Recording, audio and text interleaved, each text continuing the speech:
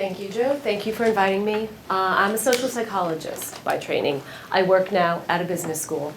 And one of the more intellectually stimulating aspects of being at a business school is that I'm in a very interdisciplinary environment, which makes me particularly happy to be giving a talk to an audience that represents such a diverse array of fields. I also mention the fact that I'm from a business school because I'm not sure what your traditions, your norms are in terms of how you treat speakers, whether you raise hands and ask questions in the middle of the talk, whether you interrupt the speaker.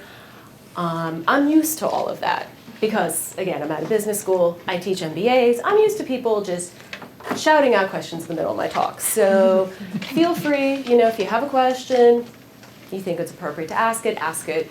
Also because I'm at a business school, if I feel like I'd rather hold on to that question and answer it later, I am very comfortable with telling you that, I'll get to that later on. So feel free to ask questions throughout my talk. I'm kind of expecting it. In fact, I get a little nervous if the audience is quiet for too long, which is also what happens when you're at a business school. So the work I'm going to be presenting today is work that started actually when I was in graduate school and came from my interest in power, particularly in what a person's level of power does to them, how it affects them, and how it might actually change them at a fairly low cognitive level. And this work relates to some work that was done by Francis Milligan and Joe Magee on Hurricane Katrina. So we all remember Hurricane Katrina, nasty natural disaster, that natural and to some extent man-made disaster that happened years ago, particularly affected New Orleans, Louisiana area. And what Milligan and Magee did is they did a random sample of quotes in newspapers from people about the hurricane, about what the hurricane did. And they started noticing some interesting patterns. So some of the quotes looked like this. The situation is untenable. It's just heartbreaking. So this quote is negatively valenced, clearly, but it's fairly abstract, it's very general, not much detail here. They also saw quotes that looked like this. We grabbed a lady and pulled her out the window, and then we swam with the current. It was terrifying. So again, very negatively valenced, very powerful, much more concrete, much more detail-oriented. And in fact, when they analyzed this random selection of quotes, what they found was that as the speaker's level of power went up, they tended to speak in more abstract terms. They tended to talk about things in a more abstract way. Now, when you look at this data, I'm going to guess for many of you, your first thought is, well, no duh. Because in particular, in this situation, the victim, the people lower in power, are the ones who are going to be most likely to have access to the concrete details. The people who are very powerful, they're not going to know the specifics. It's not touched, they're not involved and meshed in it enough to know the details to be able to speak of them. And in this example, it's true. But what I'm going to propose is that more generally, even when people have the exact same kind of information about an event, about a situation, about an object, even when they have the same amount of information, people with more power are going to represent that object, that event, that situation in a more abstract manner. They're going to speak about it more abstractly. So that's the basic premise of the talk. I'll talk about how I arrive at that theory, the reasons why that should happen. I'll show evidence for it, and then I'll show some downstream consequences. And hopefully I'll fit all that in the time that we have. Before I move on any further, though, I should make sure we're all on the same page about what I mean about power. Because especially when you're coming from different fields, power can mean a variety of different things. Here I'm talking about a social or interpersonal kind of power, and it's power as in having control over outcomes and resources. So if you have two people, person A and person B, you can speak about person A having power over person B to the degree that person A has control over what happens to person B more than person B has control over what happens to person B. Person B over person A, right? So what you get from this, number one, I'm talking about interpersonal power, and that's important for the theorizing I do. Although the interesting thing about interpersonal power is that it can have very intrapersonal effects. But also you'll notice here that power is relative. It's not absolute. The kind of power I'm talking about is not absolute. So when I talk about what power does to people, or a person's sense of power, it's always going to be their sense of power in relation to someone else, or someone else in terms of individual or in terms of a group. And that's very important for my work, in part because I'm an experimentalist, so I spend all my time manipulating people's sense of power. And one way you can manipulate people's sense of power is change the referent group that they're thinking in terms of. So this is what I mean by power. So what is this social distance theory of power that I'm talking about? Social distance theory of power starts with the premise that high power people are less dependent on other people than low power people. That's probably none of you are going to argue with me on that one.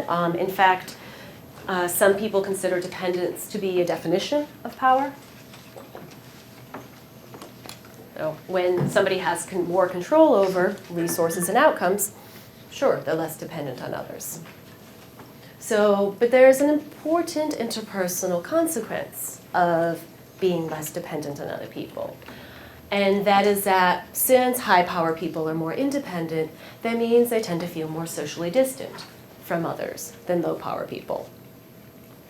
So if you think of a situation where you have a boss with multiple employees, that boss is less dependent on any one employee than those employees are dependent on the boss.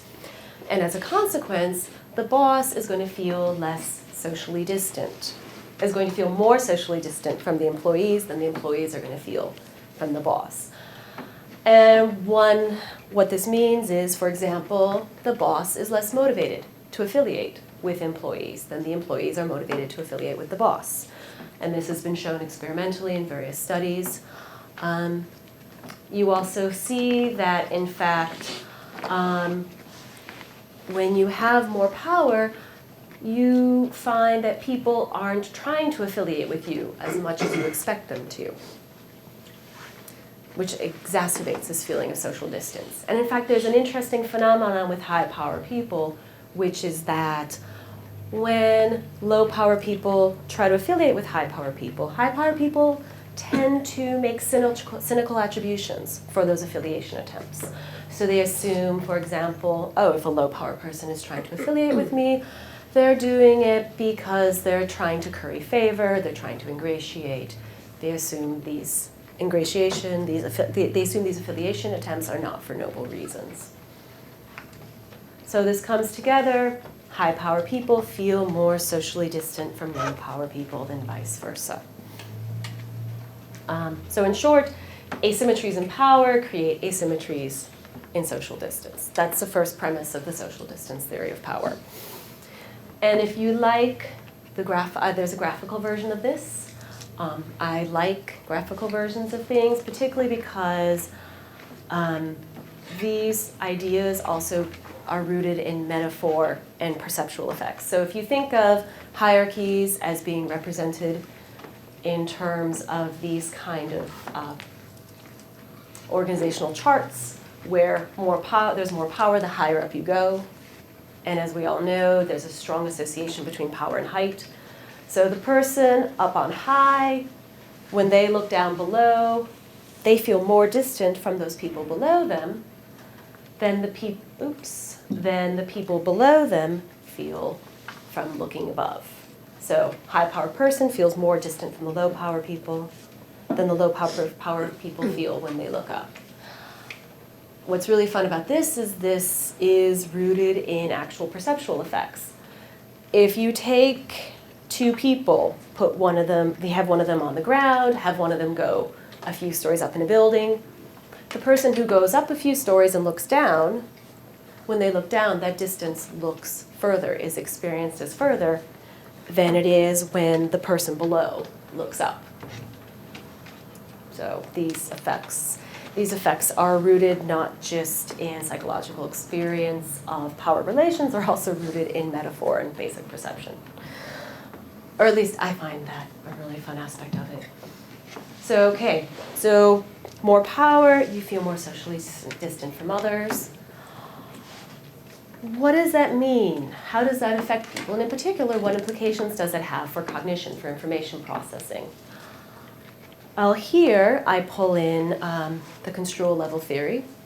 And Construal level theory is a theory not just of social distance, but it's a theory about psychological distance. And the premise of this theory is that anything that makes you feel more psychologically distant, be it power, be it physical distance, be it temporal distance, anything that makes you feel more psychologically distant leads you to construe things at a higher level. So when I say higher level construals, I'm talking about a distinction between construing things, mentally representing things in a more concrete way versus a more abstract way. So when you think of construals going from low level to high level, that means going from thinking about things in a very concrete way, thinking about things in a way that includes subordinate details that are kind of peripheral, thinking in a way that's kind of unstructured, incoherent, and in a way that it's a mishmash. So concrete thinking is very detail-oriented, but that means it includes things that are relevant and irrelevant, particularly things that are irrelevant for your goals. It's kind of unstructured. It's very rich in detail, but it's unstructured. And it doesn't really differentiate between what's important and not important, what's relevant, what's irrelevant to your goals. As you move up and think of things at a higher level construal, you're thinking of things in a way that is more abstract. You're discarding those irrelevant, subordinate, incidental details, and you're focusing in on what's central, superordinate. You're thinking of things in a gist kind of fashion. This is a much more structured, coherent kind of mental representation, and it's focusing in particular on things that are goal relevant. And the critical thing, if we're going to talk about a relationship between psychological distance and construal level, the reason this occurs is that high-level construals hold on to, they retain information that is least likely to change over distance. It's most likely to remain stable. So if you think about this talk, my talk today, a high-level construal of my talk today would focus on things like me, the topic I'm talking about, the general topic I'm talking about. So, okay, this Professor Smith is giving a talk today. Okay, it's going to be a talk on power. Those are critical details, superordinate details. The room it's being located in is, in essence, although I don't know how much of a lockdown you have on this room in particular, you do have a lockdown on it. Usually, the location of a talk is a peripheral detail because that might, depending on your room situation at your university, that might change as the talk becomes nearer in time. So when you're thinking about it a year from now, you think about the topic, you're not going to think so much about the room. So to give you another particular example of the differences in construal, if you look at this picture, you've got two people. They seem to be probably running. They're next to a lake. There's this wonderful cityscape in the distance. You can, I already gave you one description of this. You can represent this picture in many, many ways. You can represent it in a very concrete way of putting one foot in front of the other. This is very concrete, very low level. It's sticking with physical details. You can argue that that particular detail, not necessarily so important, but again, low-level construals aren't distinguishing between whether details are important or unimportant. So now we're close to this picture. As the picture recedes into the distance, you would naturally start representing it in a more abstract way. So you can say, oh, these people are running, these people are exercising, these people are getting into shape.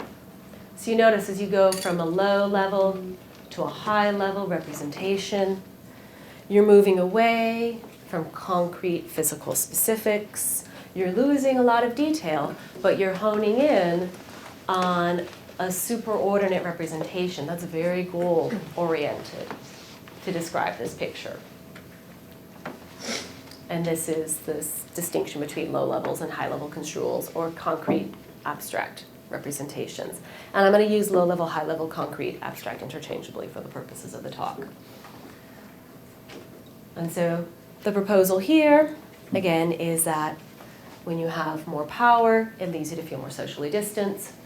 And social distance, just like any other form of psychological distance, it will lead you to construe things at a higher level, will lead you to think more abstractly, and thus, if A then B, if B then C, well thus, if A then C. Thus, more power should lead people to construe things at a higher level, to think in a more abstract way. So just to give you a flavor of some of the data, I've collected data, many other people have collected the data on showing this effect. I'll show you two quick studies showing you very pared down manipulations of power and very pared down measures of thinking abstractly. So as you saw from that picture, one thing that we can think of, one thing we can represent in an abstract way is actions. So if you see somebody performing an action, if you think about performing an action, you can construe that at a very concrete way and in a very abstract way. And in particular, you can construe an action in terms of the means or how, which is a low-level way of thinking about it. You also can construe it in terms of the ends or why you would perform the action. So I can think about giving a talk in terms of speaking words in front of an audience. It's a very concrete way of thinking of it. I can also think of giving a talk in terms of conveying knowledge to an audience. That's a more abstract, a why you might give a talk. So if high power leads people to think more abstractly, they should show more of a preference to construe actions in terms of why versus how relative to lacking power. In this particular study, I manipulated people's sense of power by priming them with low or high power, and then I had them complete a measure called the behavioral identification form, which I'll show you in a second. So in this particular priming task, this was a task designed to simply expose people in an indirect fashion to concepts related to having or lacking power. So in this task, people are given sets of words. Each set contains 5 words, and they're asked, please take 4 of these 5 words to make a grammatically correct sentence. So they get sets like, the dinner waiter brought servant, and you can make it say the waiter brought dinner or the servant brought dinner. You can see how this works. I didn't actually care about the sentences they created. What was important is that for some of the sentences, some participants were given sets of words that contained words related to lacking power, like servant, submits, passive. Other participants for these same sentences got sets of words that contained words related to having power, like captain, dominates, and privileged. The idea here is that having to look at these sets of words, play around with them in your head, trying to come up with sentences you can create. Doing this is because you're getting these words associated with low power or high power, that's going to activate that particular concept in your mind. And then you'll generalize it to the self. So they completed this task, either a low power version, a high power version, or a control version that had no words related to power. And then they did a second task, the behavioral identification form. In this task, you get a series of behaviors, and each behavior is then described in 2 different ways, and you're asked, which of these 2 descriptions best describes the action? So, making a list. Is making a list better described as getting organized or writing things down? Is greeting someone better described as showing friendliness or saying hello? If you look through these examples, there's 25 items in total. If you look through these examples, you might have noticed that in each case, there's one redescription that involves why you would perform the action. So why would you make a list? To get organized. Why would you greet someone? To show friendliness. The other item in the pair is always how you would do it. So how would you make a list? Write things down. How would you greet someone? Saying hello. Again, the idea here is if you're thinking in a more abstract way, if you're construing things at a higher level, you're going to be more likely to think more in terms of why you do something, the ends, less likely to think in terms of the means or how. So you're going to be more likely to select these why, the high-level construals, as being a better way to describe the action. And indeed, that's what I found. People who had been primed with high power were significantly more likely to pick the high-level identifications relative to the control condition, and people primed with low power. So this is just one very simple example of abstract thinking. In a somewhat different domain, actions can be represented in a low or a high level. You can also think of categories in terms of low or high level. And in particular, when you think of categories, you can think of the exemplars that belong to them. As you can think of categories in a very broad, inclusive way, or you can think of them in a very narrow, exclusive way. And if you're thinking more abstractly, you should be using categories in a broader, more inclusive way. So high power people, if high power leads to more abstract thinking, they should use broader, more inclusive categories than low power people. So in this study, I primed people again by actually having them write for a few minutes about times in their life when they had power or didn't, and then I had them do a categorization task. This writing prime, this is a very powerful way to get people to re-experience a past experience of lacking or having power. Similar manipulations are used in the emotion literature, so there's a history in the literature on emotions where you get people in a positive or negative mood, a sad mood, a happy mood, a guilty mood, by having them write for several minutes about a time in their life when they felt that way. So this is in that same sort of vein of, okay, please, if you're in the low power prime condition, please recall a time in your life when somebody else had control over you. I should mention, some of these studies I ran in the Netherlands, other studies I ran in the US. I worked for several years in the Netherlands. And it says control here because I noticed, I'm happy to answer more questions about this, but the short version is that there are hierarchies in the Netherlands. The hierarchies are not as flat as they claim that they are, but people are very, I already see heads nodding, but people are very, very sensitive to issues of power there. And so the moment I would use the term macht, which is Dutch for power, people did not want to write about times when they had macht. They did not want to write about times when they had power. They did not like that. But as long as I said control instead, they were perfectly fine.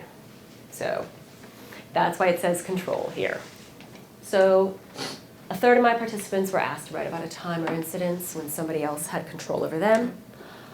A third of my participants had a control prime where they simply wrote about their day yesterday. I don't like this control prime anymore. I wish I had used a different one. I'm happy to talk about that later, but you know, as you continue in a line of research, you start thinking more carefully about things, and this is not an optimal baseline or comparison group, but it's what I did several years ago.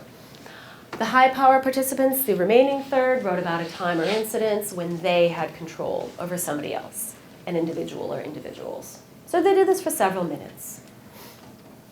And then they did a categorization task. In the categorization task, they saw a series of items. For each item, they saw a category at the top, and then they saw an exemplar, and they were asked to rate how much this exemplar belonged or did not belong to the category. So, to what degree do you think a car belongs to the category vehicle?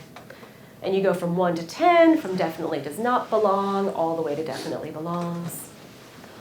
Some of the items they saw were what is called strong exemplars. So these are things where almost everyone is saying 10. So car and vehicle, bed and furniture, people tend to agree, yes, definitely, member of this category.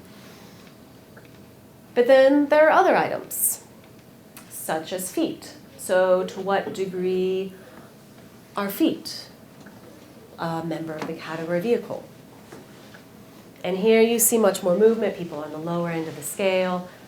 This is also a circumstance where if you're going to do research in other countries, very important to norm your stimuli, because when you have items like feet and bicycles, different norms about how much these are vehicles in the Netherlands versus the US. I did know that in advance, thankfully. So to what degree are feet vehicles? To what degree are fans? How much do fans belong to the category furniture? And so if you're thinking in a more abstract way, you're going to be thinking more broadly, more inclusively. You're also going to be thinking about the essence of a category. So the essence of the category vehicle is to get a person from point A to point B.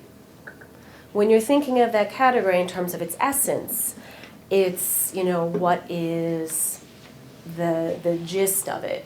You're going to be more likely to include feet as a member of that category. So the funny thing about weak exemplars is they tend to still fit the essence of the category. They just don't fit these arbitrary associations we have with the category. So like with vehicle, we tend to think of things with wheels. But if I push you, you will say that wheels are really not a defining feature of vehicle. It's just a peripheral detail that got lumped in there. So thinking more abstractly, you're really thinking of the essence of the category. You're going to be more willing to say that feet are vehicles and that fans are pieces of furniture. And that is what we found. Here we had more action on the low power side than the high power side. But again, I don't like the control condition in this study. But indeed, what we do find is that when you look at the low power, high power comparison, high power people are more willing. They're saying that these weak exemplars are better members of the category than low power people. You don't see movement on moderate and strong exemplars because people are generally all agreeing that those are good members. It's on these weak items where you see this difference. I've done many other studies in this line of work. Other people have, using various measures of abstract thinking. There seems to be a very robust effect when you have power. It leads you to think in a more abstract way, to represent things in terms of higher level construals.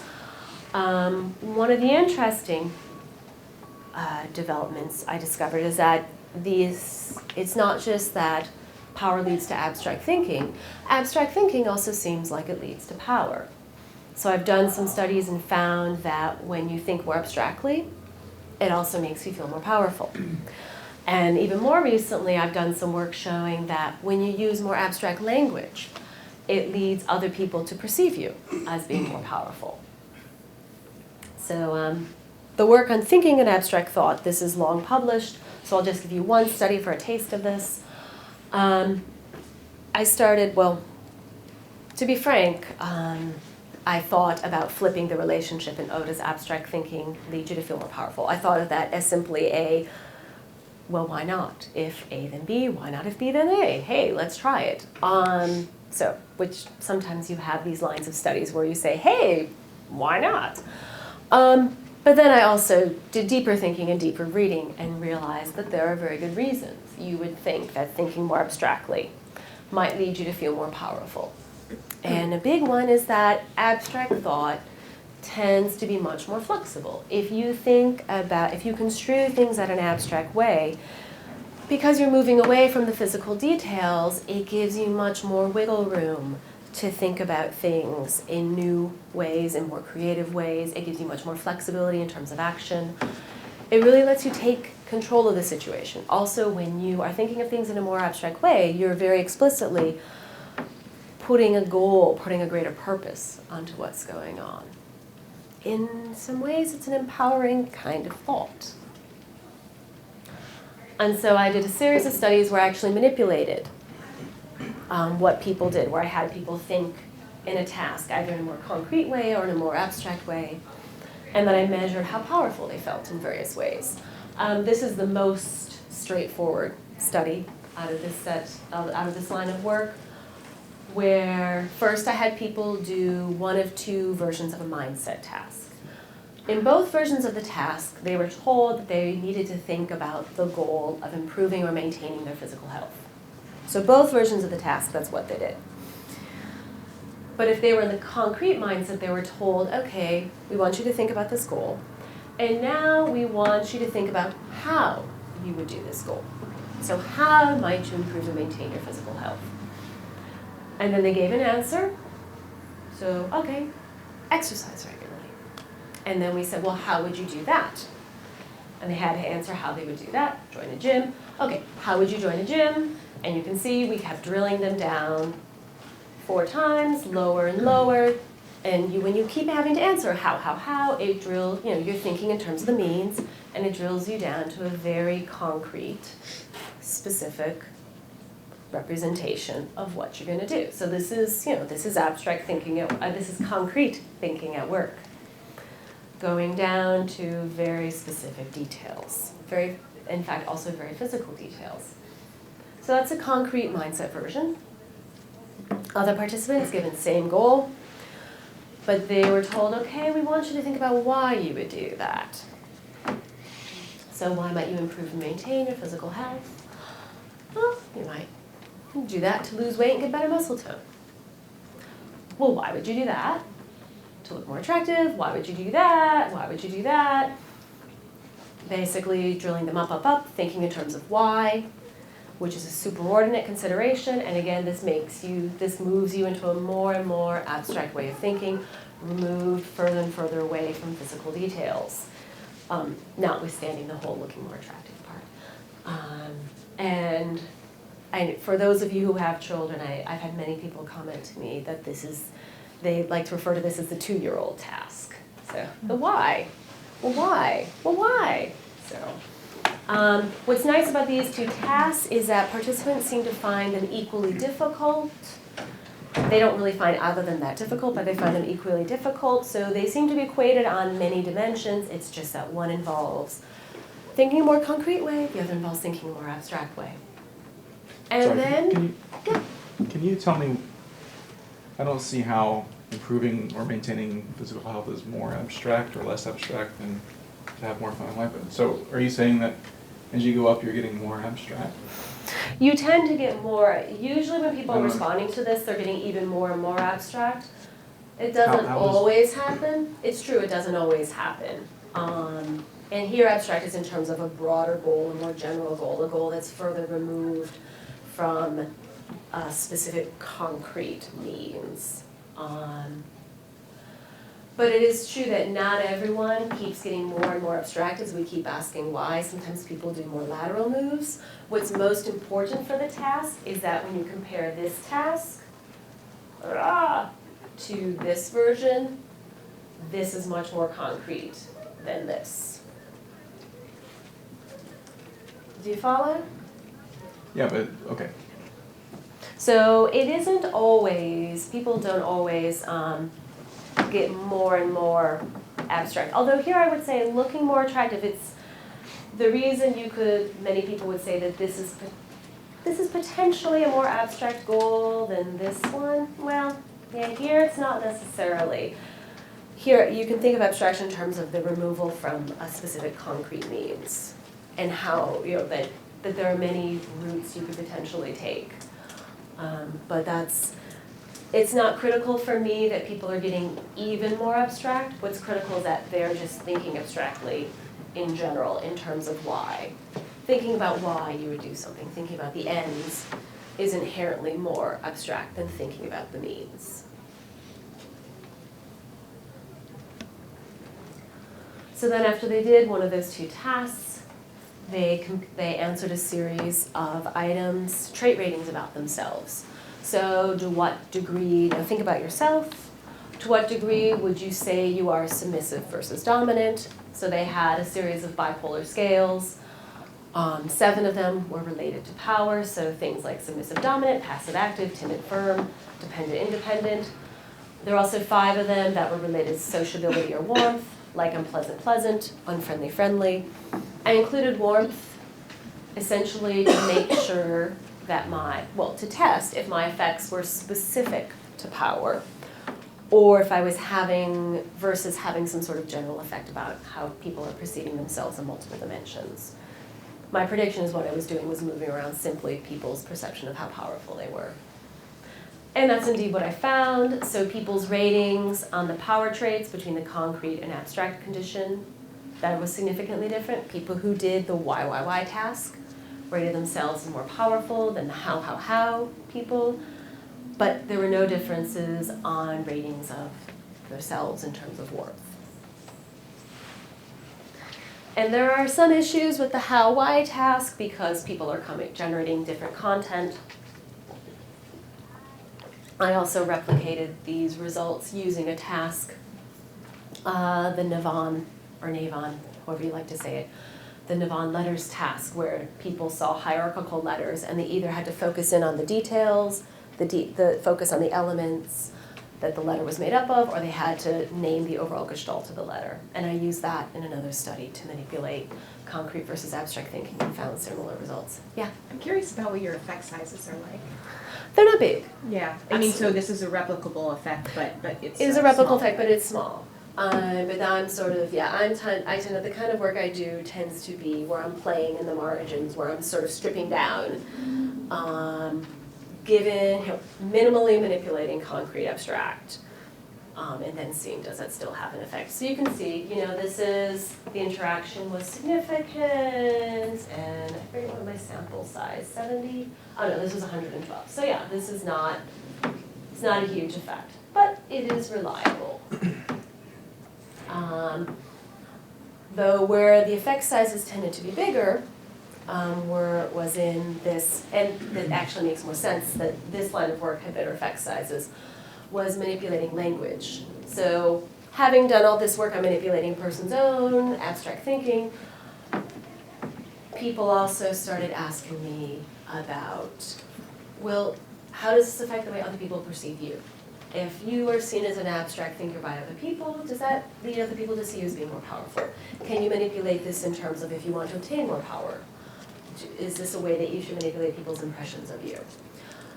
And it's weird it doesn't quite seem right to talk about manipulating people's impression of you as concrete or abstract thinker. We don't tend to think of people that way, but you can think of people in terms of the language they use. To what degree do people use more concrete versus abstract terminology?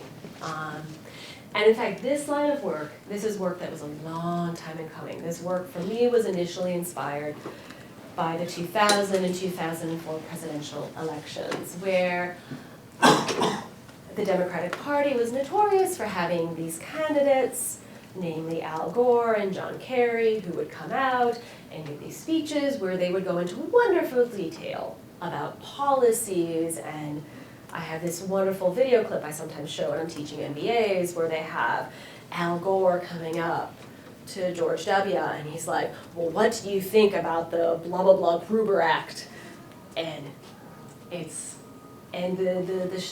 sense in the press and the media was that it's lovely that Kerry and Gore talked about these policies, but they don't sound presidential. And that got me thinking, maybe exactly the reason that they don't sound presidential is they're talking about all these concrete details, and it's not what we think of as presidential, that a president is supposed to speak in very broad generalities, grandiose terms, and that inspired me of, okay, so maybe we might have this link between using more abstract language and being more powerful. And we also had other ideas. So it conveys a higher order meaning. When you use more abstract language, you're imposing meaning on things. Instead of just reporting on the concrete details, you're giving meaning to things. Abstract language reflects this kind of outside perspective that we tend to like and expect from people with power. And thinking abstractly tends to confer judgment, which you'll see that in some of the materials I use. So this was a totally within subject design, hence the very small sample size. This was one of the early studies that Cheryl Waxlack and I ran. Here we told participants, actually in all the studies we did almost all the studies we did in this line of work, we told participants, you're part of a broader series of studies. In an earlier study we ran, we presented participants with stimuli. in this case, we said we presented other participants with pictures. So in its previous study, we presented other participants with pictures, and we said for each picture, please describe the picture briefly in your own words. That was an earlier study. Now, in the study you're in right now, we're going to show you these pictures. For each picture, we'll show you at least one description that somebody gave of that picture. We want you to look at the picture, look at the description that this other person gave, and we want you to think about, what is this other person like? Just based on the way that they describe the picture. So look at that, and then rate this person on these various traits. And that was the setup for this study and many other of the studies we ran. So what we varied in the study is we varied the kind of scene that was described. So there were 4 scenes, half of them were positive, half of them were negative. So studying and holding the door open for someone versus spraying graffiti and littering. In this particular study, they saw everything twice. So they saw each scene described once by some participant at a concrete level and once by a participant at an abstract level. And each time they saw a picture description pair, they had to rate the other person. And these were supposed to be a variety of other people. They're supposed to rate that person on a variety of dimensions: power, warmth, and competence. So this is what it looked like, for example. Consider the following scene involving Barbara. A respondent described this scene as Barbara is writing notes. To what degree do you think the respondent who described this scene is? And they got a bunch of traits. The traits were listed in random order. So they saw Barbara's writing notes. They also saw that another respondent described this picture as Barbara's working hard. So these are positive pictures. Negative picture, Daniel is spraying paint on the wall. Daniel is showing a lack of respect for other people's property. And you'll notice, I've color-coded this for your sake. 3 of the traits they rated people on: powerful, dominant, and control, related to power. 2 were related to competence, competent and knowledgeable. We included competence because we were curious as to whether this might be driven by perceptions of things like intelligence. We weren't sure. This was well, let's see if this is also what's going on. And we included measures of warmth, likable, trustworthy, friendly, essentially to see if this is specific, if we're finding effects specific to power, or if this is some kind of general halo effect we're finding. Yeah. I'm just wondering the warmth factors, what you think the link is there to social distance. That is an interesting question. Because you would then also, if your A leads to B leads to C, then A leads to C, wouldn't you expect the warmth traits to then also show up? Yeah, we were struggling with this, and we don't find consistent effects on warmth, and generally we find no effects. Or sometimes here you'll see it interacts with what behavior they're describing. I think one of the things is that other people don't, or even though I feel more distant when I have power, you don't necessarily see me as being more distant. And that's one of the funny things is that, again, the low power people don't see the high power people as being quite distant. So even though I might feel more distant from you because I have more power, you don't see that distance as being as big. And that might be why we're not finding it on warmth. But this is part of the motivation we had for including that, was to see whether things would come out. So what we found, and the other thing is, particularly in this work, there is a bit of a distance thing, but you get, when you're talking about positive or negative behavior, you get additional effects that play out, which I'll show you in a second.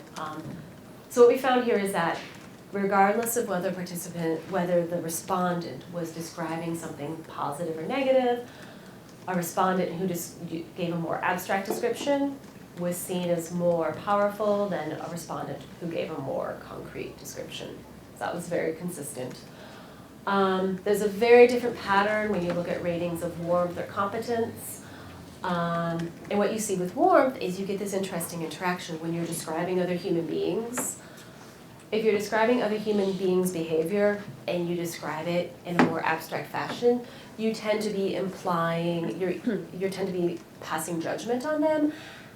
and implying something about their character instead of about their behavior. So this is actually, this has been studied by Anna Maas and others. It's linguistic expectancy bias and linguistic in-group bias. And so there is this idea of, oh, if you see somebody doing something negative and you describe it abstractly, you're trying to say they're a bad person. And when you see someone doing positive and you describe them abstractly, you're just trying to say they're a good person. And so that really overwhelms anything else going on here, so you can see that. The abstract writer, the person, the respondent who describes a negative scene abstractly is seen as a jerk. And the person who describes a positive scene more abstractly is seen as a nicer person. And there's also funky interaction going on with competence, which we weren't sure why this happens. But the critical thing for us was that there is this effect, consistent effect of using more abstract language on power regardless of what they're describing. And if you're wondering if this is just about describing people, which is what we were wondering, maybe this is just about behaviors. Because again, when you describe people, and you describe people abstractly, it could very particularly be seen as a sign of power because it's a kind of judgmental thing to do. Describing people and using abstract language to do so could be seen as very different than describing other things in a more abstract way. And so Cheryl and I decided, let's push this. Let's see how robust this effect is, whether it generalizes to situations where they're describing an object, an inanimate object. In this case, a new product called Mojo Juice. These are Cheryl's materials, so I blame her for the name Mojo Juice. But the nice thing is she had, participants saw two different, this was again a within subjects manipulation. I should mention, these effects hold up if you manipulate things between subjects, which is, it was important for us to test as well. But in this study, they saw two different descriptions of Mojo Juice. And they were told, oh, in a previous study, we gave respondents a bunch of information about a new product, and we asked them to come up with some promotional materials for the product. And here's two different things, here's what two different respondents did. Here we manipulated concrete abstract in a very, very, very subtle way, using the linguistic categorization model. Is anybody, are you even familiar? No, man. Okay, linguistic categorization model distinguishes between different kinds of predicates. So if you want to describe an action, you can, if you see a person performing an action, you can describe it using an adjective, a state verb, different kinds of state verbs, and also a descriptive action verb. And these vary in terms of how abstractly to how concretely you describe this picture. So if you see a picture of somebody hitting somebody else, you could say, Joe is hitting Mary. Joe hates Mary. Joe is mean. And these are all descriptions of the same picture, but it goes from more concrete to more abstract. And here we really constrain the materials. So all that was varying, the content was really exactly the same, but all that was varying was whether people were using more concrete or more abstract language. So, for example, participant B said Mojo Juice is made only from fruit juice and contains no preservatives. Participant D said Mojo Juice is 100% juice and preservative free. So you notice exactly the same content, it's just here it's turned into an adjective form, and here we're using verbs. Mojo Juice helps people stay healthy. Mojo Juice is perfect for the health-conscious consumer. Mojo Juice boosts the immune system and contains lots of vitamins. Mojo Juice is immune boosting and nutritious. Very, very similar, identical content. It's just whether you take the same content and do it in a verbal form or an adjective form. So this is based on the linguistic categorization model. This is a more abstract way to represent the information than this. And even this subtle difference, even though this is a very subtle manipulation, even though people are describing a product, not a person, you still see that the person who gave the more abstract description is seen as more powerful than the person who gave the more concrete description. We also had participants rate these respondents in terms of warmth, in terms of competence, in terms of judgmentalness. No differences, just on power.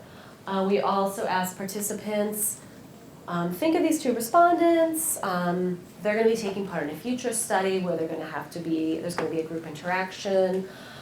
Which one do you think should play the CEO role? And 82% of them said that the respondent who gave the more abstract response should be the CEO in that study. So these language effects are pretty robust. And there are many different directions I want to take that work, and I'm planning to take that work, but what you guys can take away so far is simply power is related to abstract thinking, and it's a multi-directional effect. So I have power, I think more abstractly, I think more abstractly, I feel more powerful. I use more abstract language to you see me as being more powerful. And I still have time, because it's 1 o'clock, I can talk about some implications of the theory. Unless anybody has no question?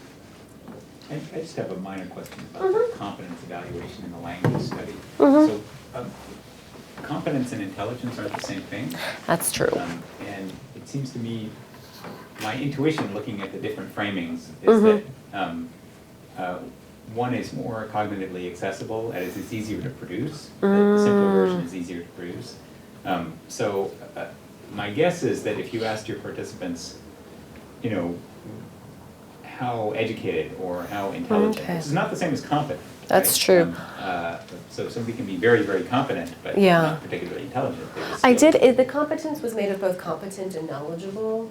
We've always averaged across those, and they have good alpha, but we haven't looked at, so would knowledgeable, I think Yeah, there's. knowledgeable is getting. Knowledgeable is good, so I'll break those apart and see if there's any different effects on the knowledgeable item. I'm not too keen on single items, but I should look. And I think in one of the last studies we ran, which I didn't present, we did throw in intelligent as well, to just, we'll just ask about intelligence. There was also one point, when you mentioned cognitively accessible, there was one point where we started thinking, maybe one of these just sounds weird. And actually, depending on the study, it's not always, sometimes it's a concrete, sometimes it's abstract that sounds a little odd. So we thought, well, maybe one of these is sounding weird. And there was one study we were asked people, which person is talking in an unusual way? And we never found any consistent effects on that. Sometimes it was the concrete, sometimes it was the abstract, which somewhat gets at your idea of accessibility, somewhat. So we keep looking at it. The one thing we have found the one thing we did find consistently is that, well, not consistently, is that in some of these contexts, it's clear that the ratings of power are being driven partially by judgmentalness. Although now we're trying to we found this in the behavior description studies. So when we started throwing in how judgmental do you think this respondent is, part of the reason that the abstract thinker is being rated as being more powerful is that they're seen as more judgmental. Which makes sense. There's Jacques-Philippe Lyons and others have talked about how power represents a license to judge others.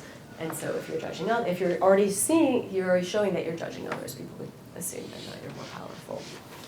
But we're still so I'll have to go back in the data and see if I have some good stuff on the intelligence side. Because part of it for us is we entered into it being pretty open to what else might be going on. Just we're pretty confident power will be affected, but we're not sure if other things will be, and if other things are affected, that might actually give us insight into the effect.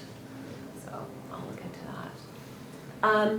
So there's this very robust relationship between power and abstract thinking, at least when power affects social distance. I should mention there's some very preliminary work I started doing, which I am not going to present, but if, power doesn't always exacerbate social distance. When power does not exacerbate social distance, the relationship between power and abstract thinking can be attenuated and even eliminated.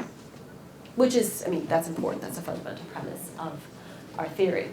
But there are some interesting downstream applications of this theory that I will talk about now in my remaining 25 minutes. One interesting implication of social distance theory is that it proposes, contrary to some of what used to be said in social psychology, it proposes that power should lead people to be more goal-focused. The funny thing about this is that now, in 2014, most people are on board and say that, oh yeah, power leads people to more goal-focused. But there used to be, and there still is a little bit of acrimony about whether powerful people have less or more self-control. We're very much on the side of more self-control, although it's always important to talk about what we mean by self-control. But essentially the idea here is that when you think more abstractly, you're thinking more in terms of what is important, what is essential. This means that you're going to think in terms of your life, you're going to think in terms of your higher order goals, in terms of your long-term goals. And when you think of self-control as being a conflict between the short-term and the long-term, power or anything else that's distancing is going to lead you to focus more on the long-term. So one line of work that I've done that is a particular instantiation of self-control is some work I've done with Johann Karamans on power and forgiveness. And the story, if you're interested, if you want to hear a quirky story about how we ended up doing this line of work, ask me about it after the talk or over lunch. The moral of the story is sometimes it's really handy to lump studies together, which is what we used to do in Nijmegen. Sometimes it's really handy because your study might affect somebody's study after yours, and initially they're very upset at you, but you might find that, wait, your manipulation affects their DV, and they actually didn't want it to, but sometimes a wonderful collaboration grows out of that. So forgiveness is an important issue and a bit of dilemma in interpersonal relationships. We can all agree that forgiveness generally is something, not always, but quite often, is something we want to be able to forgive other people. It leads to positive short-term outcomes. It leads to long-term, better quality relationships. But in most cases, forgiveness is an active, effortful process. It is not, in many situations, it is not something that comes automatically. And so then you raise this issue grows of what should lead people to be more or less likely to forgive. And in particular with Johann, we started talking about what should power do to people? Should power make people more likely to forgive, less likely to forgive? I'm sure you can all come up with very quick arguments on either side.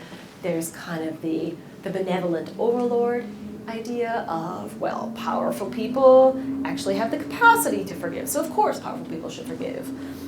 There's also the malevolent dictator side of, why should powerful people have to forgive? They don't need to. They can do whatever the hell they want, so why should they forgive anyone? Our story is more complicated than a main effect.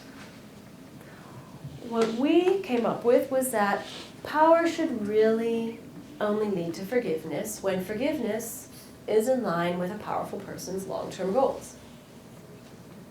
So if you think about one of the fundamental results of forgiveness, forgiving somebody helps you maintain a relationship. It allows you to maintain a relationship. If you transgress against me, my forgiving of you allows us to maintain whatever relationship we have. So forgiving someone is really going to be more relevant, more important, the more I care about maintaining that relationship. So in particular in the interpersonal relationships literature, which is Johann's area of expertise, not mine, so I will tell you what I do know, this idea of commitment to a relationship is the extent to which we have a long-term goal to maintain a relationship. So forgiveness is something that allows you to maintain a relationship. The more you have a long-term, forgiveness is then going to be more relevant the more you have a long-term goal to maintain a relationship. And if power leads you to be guided more by your long-term goals, then power should lead to more forgiveness only when you have high commitment to the relationship that you're in. Because when you have high commitment, that's when you have a strong goal to maintain the relationship. So we're predicting an interaction. Power should increase forgiveness only when there is a strong commitment to that relationship. So we showed this in a series of studies. I'll show you the experiment. This experiment is backed up by survey data collected on people who are actually in long-term interpersonal relationships. So in this particular study, we primed people first with low or high power using the writing task I showed you earlier. So half of our participants wrote about a time in their life when somebody had power over them. Half of them wrote about a time in their life when they had power over someone else. And then after they did that task, they were told, we'd like you to read a series of scenarios, and we want you to, in each case, read the scenario. It's going to involve somebody doing you wrong. We want you to rate the degree to which you'd be willing to forgive someone. And these scenarios varied in the degree to which the person who transgressed against them was somebody that they had a strong commitment to the relationship, to somebody who they only had weak ties with. So there were two versions of the scenario. So everyone read some weak commitment scenarios and some strong commitment scenarios. So the weak version of this would be a fellow student who you don't really have a bond with and do not know very well, says that he is incredibly busy and asks if he can borrow your report to get an idea of how it should be done. You give it to him, but he actually copies your report word for word. The teacher notices this, tells you both to come to her office, and after a harsh lecture, fails both of you. That's the weak commitment. The strong commitment is identical, except it is a good friend who you know well and with whom you have a strong bond. Then everything else is the same. How likely are you to forgive this person? So there are a series of 4 different scenarios. 2 involve weak commitment, 2 involve strong commitment. And what you see is that there's a big effect of commitment, obviously, but there's also a significant interaction of commitment with power.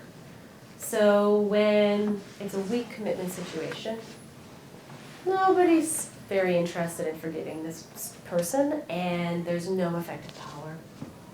But when there's a strong commitment to the relationship, then everyone in general is more likely to forgive, but in particular, the person who's been primed with high power is much more willing to forgive than the person who's been primed with low power. Yeah? So I have a question about the priming. Mhm. So does the low power prime seems like it has the likelihood to actually be priming people to feel retaliatory if they're thinking about a transgression that somebody had against them, right? So couldn't that also account for this? Technically, so that's an interesting question, and that's very relevant, and this is something I've been actually talking about with collaborators of mine. Technically, the prompt for the low power prime is simply when somebody else had control over you. But you are right. There is a tendency when you go back, I haven't done hardcore content coding, but when you go back and read through these, there's often a tendency to have, it's sort of, this person, yeah, I had this boss, and the boss was a jerk, and my big brother used to boss me around, and my parents weren't around. Yeah, there's a tendency to do that. So that would be a concern in this study, that maybe people are like, I've already been wronged once, I am lashing out again. What's nice is we've replicated these results also in a series of studies where we asked people about real life interpersonal relationships they had, such as romantic relationships, where somebody transgressed against them, whether or not they forgave them. We included lots of controls. And in fact, what's interesting about this, although it's not necessarily, it's different from the retaliatory idea. When you look at the data we collected with real life interpersonal relationships, it seems to be connected in part to rumination. That the people who have less power in the interpersonal relationship, when they're transgressed against, they focus in on that transgression. They have a hard time moving beyond it, and that leads them to be less likely to forgive. But on a broader note, I've been moving away. This is, again, part of this talk is about how we learn from, how we look back on the studies we ran previously and we think, why did I do it this way? I've been moving away from the writing task because even though it's engaging in a real life fashion, it is not very clean, and I worry about some of the tropes that people bring up, and they are very different from the low versus the high power, and so I've been trying to move to other ways of manipulating power, because I agree. People can often bring up low power negative situations. And low power isn't always a bad thing, but it's very interesting to try to get people to bring up the low power. You know, we're often in low power situations where we're very comfortable being in low power, but that is often not what people bring up. So yeah, good point.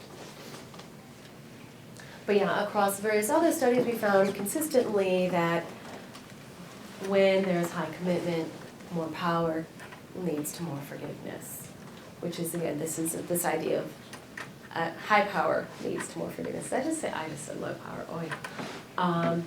And this goes back to this idea of high power leading people to be more goal focused. And you can think of this as a form of self-control, that having more power leads you to, rather than be swayed by this momentary situation, it leads you to keep your long-term goal, your broader goals in focus, and to move beyond this particular transgression and forgive and focus on what's more important for you, which in a strong commitment situation is maintaining a relationship. Yeah? It's funny you would interpret it that way, as having more self-regulation ability, because my intuition of this was more that being primed with high power, I've lost less. So it's less of an insult to me because I'm already operating with so much capital. So it wouldn't be about regulation at all. It is an interesting question, and that might be hard to tease. But what about the commitment? I guess, so if there's more resource, why would it be moderated by commitment per se? Because that's actually one of the interesting things in our data, because we wondered about the resource issue. One of the interesting things in our data is that in the survey data, we kept finding this persistent positive correlation between power and commitment. That people who are reporting having more power in the relationship are also reporting being more committed to it. And that is contrary to various, you're nodding, yeah, that's contrary to some of the theories about interpersonal relationships. That one theory is that one of the reasons you are committed is that you do not have viable alternatives. You know, the more that you have attractive alternatives, the less committed you're supposed to be. Theoretically, having more power would suggest you have more alternatives by some definitions of power, but yet we didn't find that. So there might still be a resource element there, but because of the commitment the commitment stuff that comes into play, we think that there's more going on.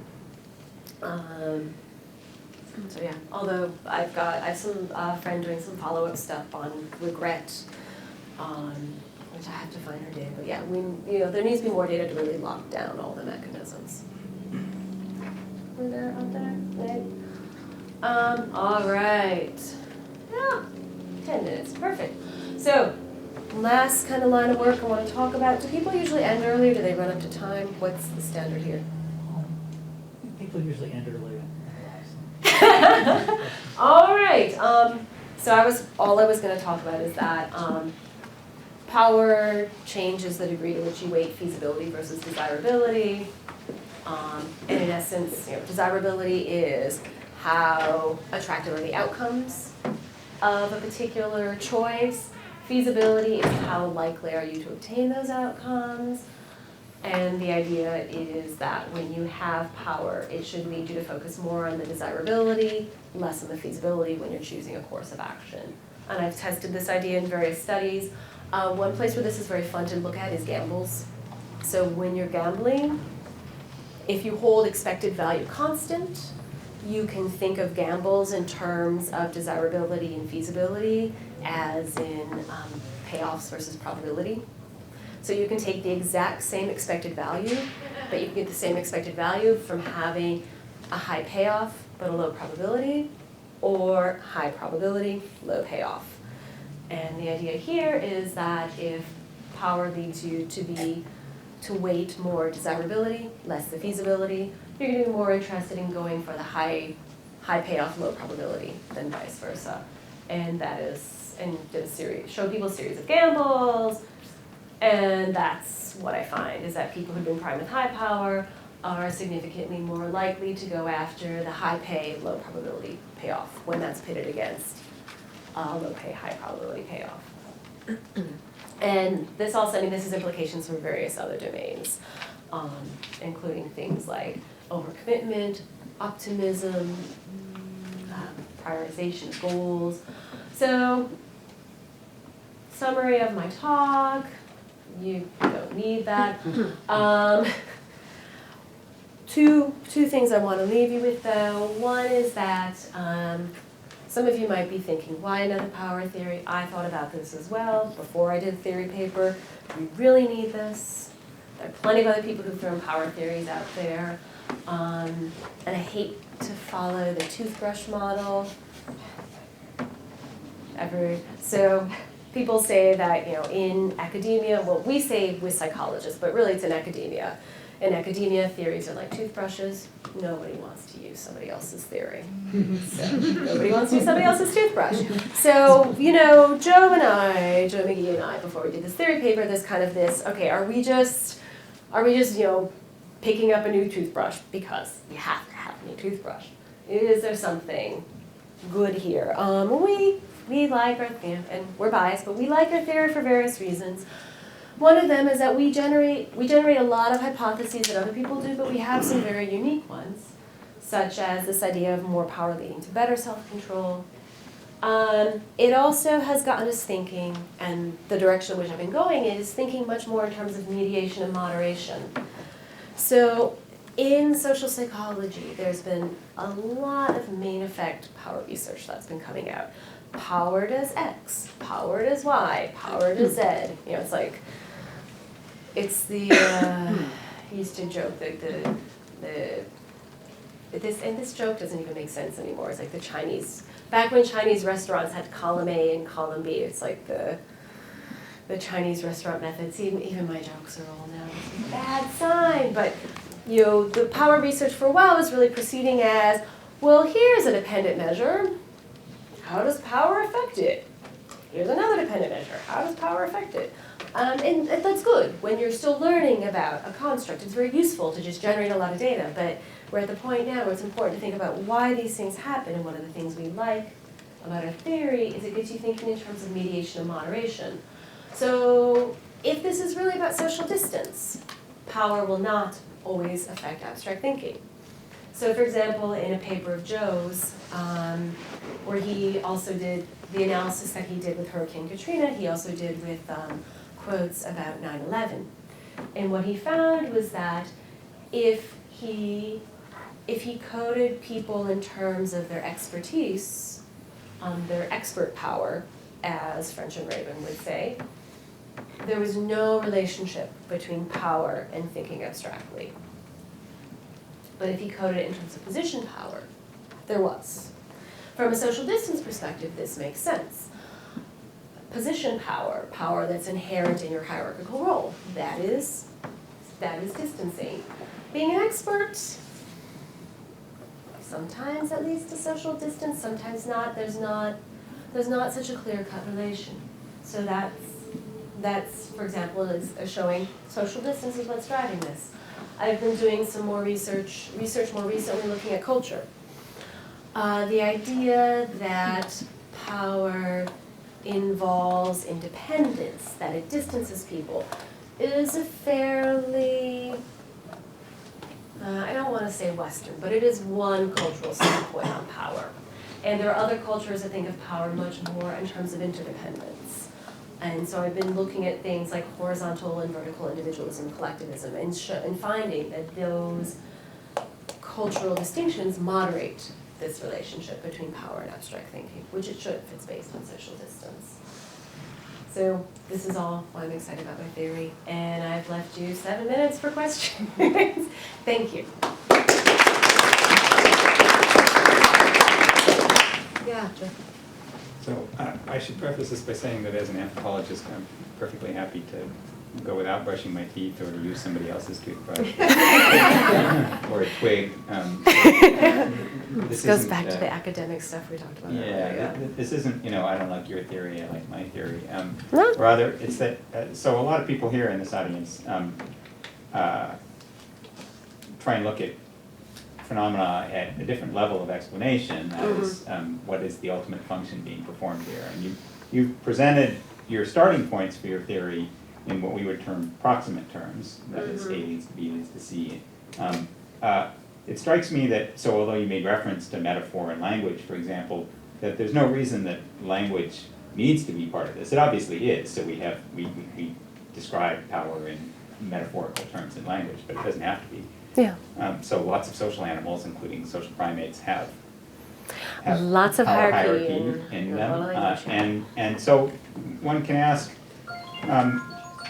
what ultimate function might shifts in thinking perform? And one possibility, which you kind of alluded to in some of your remarks, is that essentially if you're at the bottom of the totem pole, you have to deal with pragmatic emergencies a lot, right? Yes. So low status animals are often on high alert, right? They're very worried about what's going to go on, that they're easily targeted for aggression, there aren't enough resources.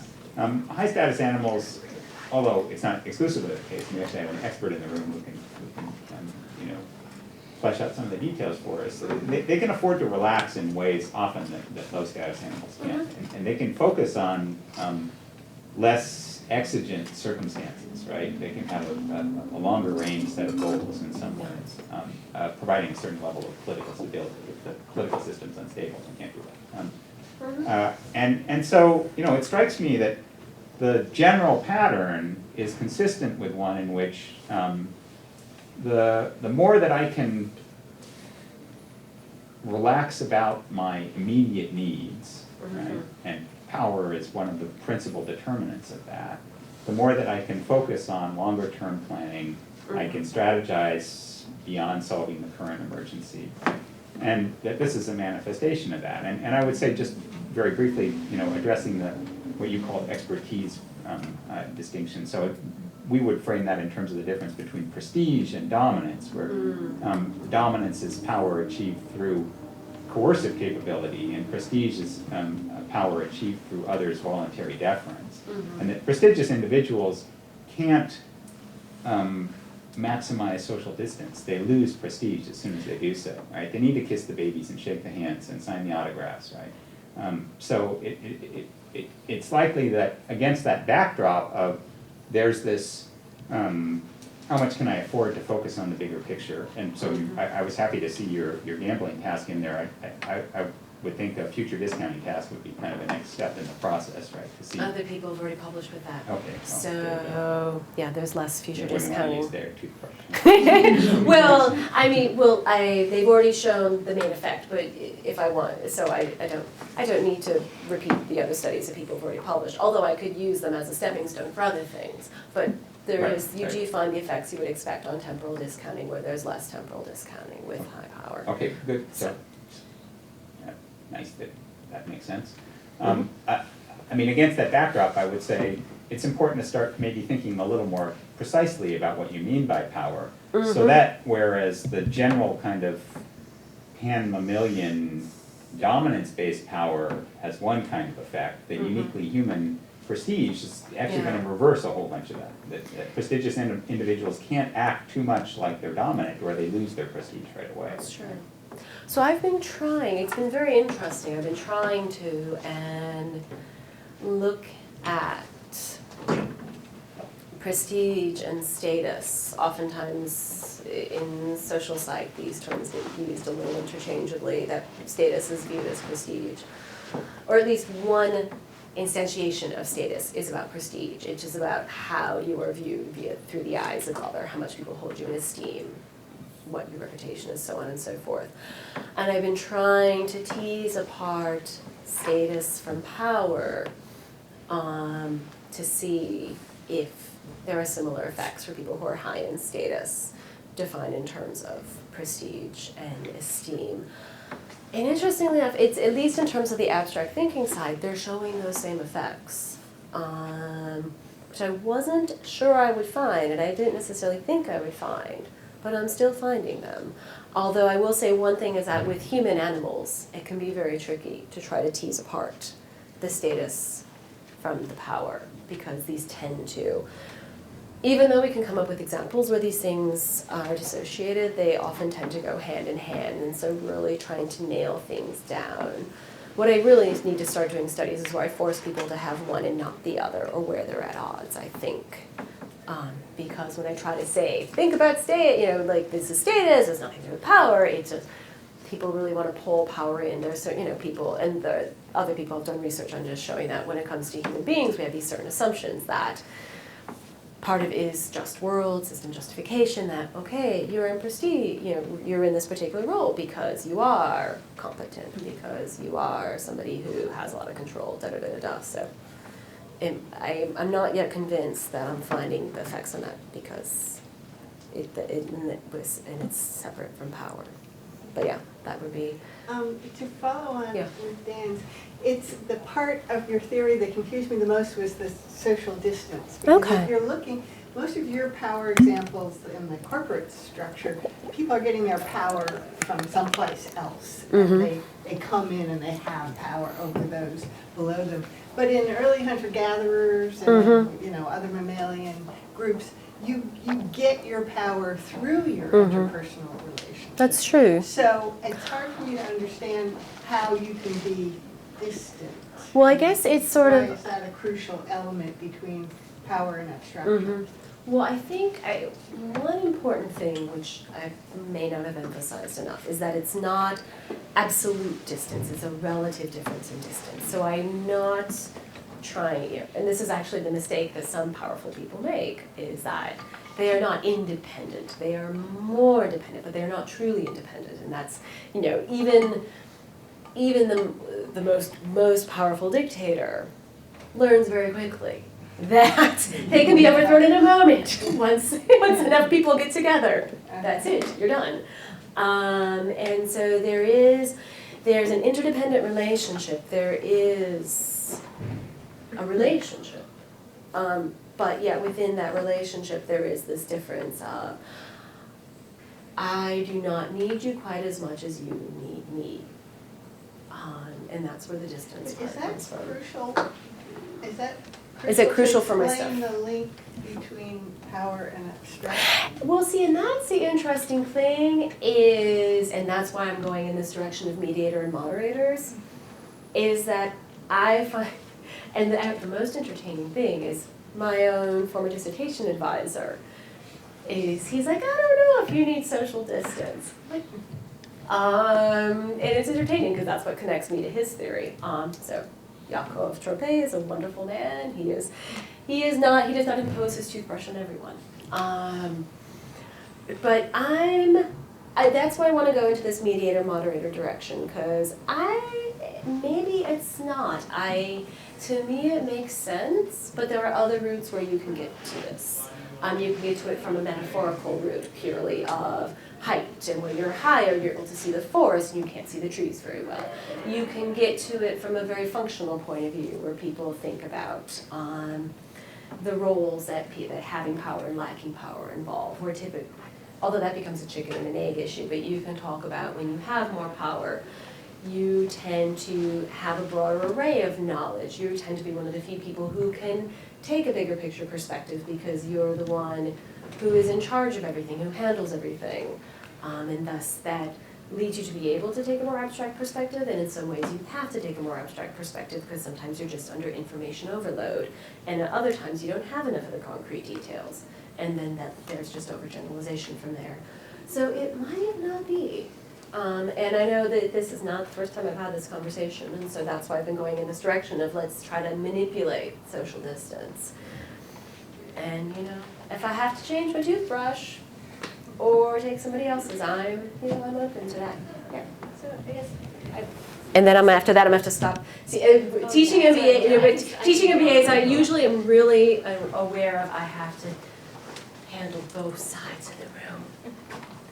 I just really, No. I was thinking a lot of these same things, and I would actually think that if you're high in the power hierarchy, but when says the way you got to that position of power is on the backs of all the other people that you're building up, as opposed to some sort of hereditary appointment or something like that, then you actually have a lot further to drop. And so your social distance actually is more critical to you maintaining your place in the power hierarchy than somebody who's low. If you're low, you don't have. How far do you have to fall, right? And so then this becomes this issue of whether the social distance, and then this becomes, I need to think more carefully about what I mean by social distance, whether it is, whether it's about active hostility or just not affiliating as much.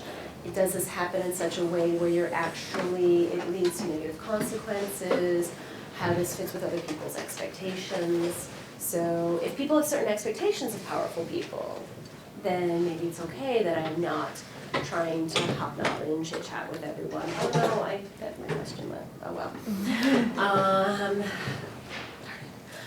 So that could also come into play of whether and that's another thing that we posit and we don't have data on yet, but we think, and this might be one of the saving graces, we think that low power people are better calibrated in terms of their expectations of how high power people, the degree to which high power will affiliate, than vice versa.